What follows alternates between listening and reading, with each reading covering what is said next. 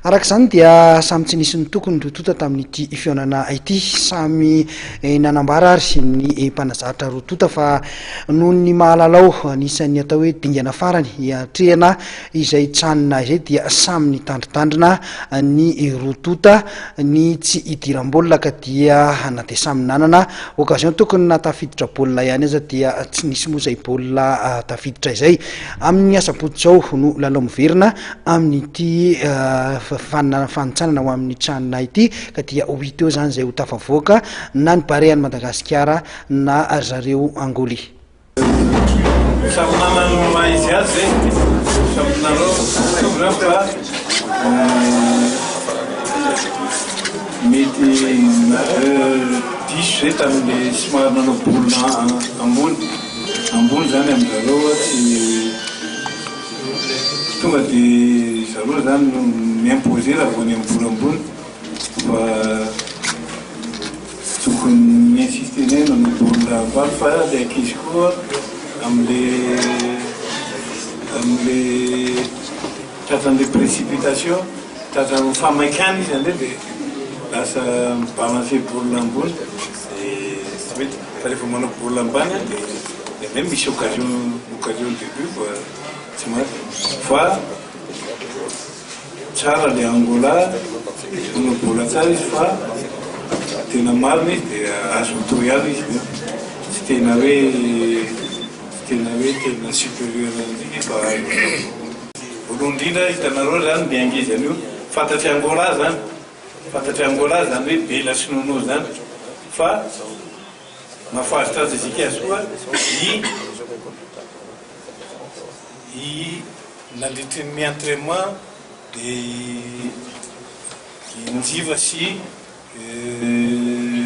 dimby no mifonctionne tsara koa mitazo baolina afaka mipenetre mandeha baolina fa rehefa manao sy be tsika tenté manao lavalava iny moa aveo rehefa aveo natao le izy eo dia hita ihany le lesoko fa iny tsy hoe natotao fory fa tena stratégique mihitsy hoe nanateny zay mba hoe percer ny dimby eo dia azo faute amin'le fomba fanaony balle au pied iny.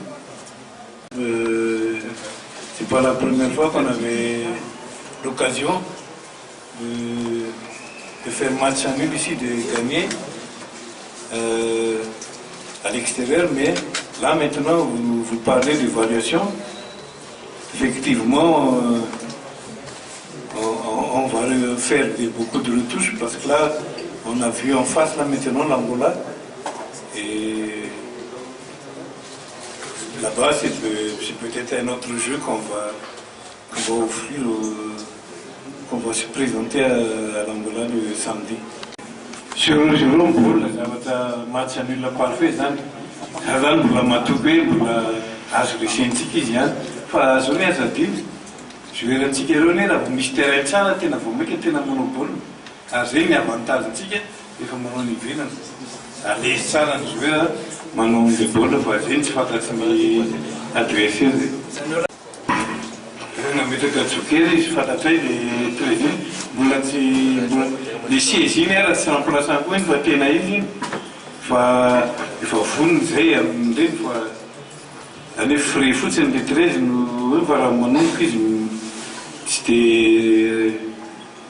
tsy mandeha loatra hoe tsy te atahorana loatra zany fa hoe raha mitenina hoe tsika koa hoe manana joker ny fomba filalaontsika angamba no mety joker antsika any satria teo tsika nakarisika ane satria tia hamono baolina mafy mihitsy izy dia napetraka 2 points napelediva zany premier point fa zay fa antsika tsy hakarisika tsika fa tena fenontsika ny ampovoany fa teo ny supériorité numérique izy any ampovoany fa tsika tsy nahitena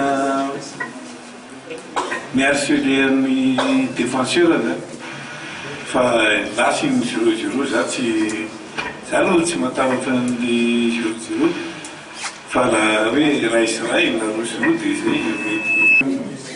Eu acho que foi um jogo muito aberto, onde qualquer das duas equipas poderiam ter ganho o jogo. Vous dire que malgré le résultat du match, 0 but partout, c'est un bon match que nous avons apprécié. Les deux équipes avaient les mêmes opportunités. Et l'équipe de Madagascar, comme l'équipe d'Angola, l'une d'elles pouvait aussi gagner le match. Mais avec un match nul, je crois que ça a été bien partagé, le résultat. Et l'équipe de Madagascar jouant dans son propre terrain avait ils étaient obligés qu'ils puissent attaquer plus. Mais nous, on a su défendre. Je crois, même comme on est venu avec l'opportunité, l'idée de gagner le match, on n'a pas pu gagner. Je crois qu'on va résoudre à Luanda. C'est pour vous dire que je n'ai pas aimé le résultat. Mon équipe ne joue pas comme ça. Et donc, si j'avais gagné 5-0, peut-être je serais mieux pour le match au retour. 0-0 está tudo aberto. Ok, 0-0, ça veut dire que tout est encore ouvert et que Madagascar est une équipe très dangereuse, une équipe très rapide, et comme l'entraîneur l'a confirmé ici, qu'elle joue beaucoup plus hors de son public à la maison. Donc nous aussi, on va tiendre cela en compte, qu'on va se méfier d'eux, parce que quand ils jouent dehors, ils sont plus dangereux. Esses 90 minutos, ainda falta mais 90 minutos. Qual a estratégia que vai montar para ganhar esse segundo jogo em casa? Olha, nesse momento tem muita dor de cabeça desse jogo, nem parei para pensar. Maintenant j'ai les mots de tête pour ce match. Je crois que j'ai encore un peu de temps pour me reposer et que je puisse penser au deuxième match. A estratégia vai ser marcar gol mais que o professeur aqui. Oui, mais en tout cas, hormis de cela, j'ai une stratégie avec moi et qui est de marquer un but en plus que l'équipe de Madagascar. Demandez quelle est l'évaluation que vous faites sur ce match. Vous avez fait match nul chez vous et vous ne croyez pas qu'au deuxième match ça sera un peu plus difficile, et quand ça sera difficile, comment vous allez procéder?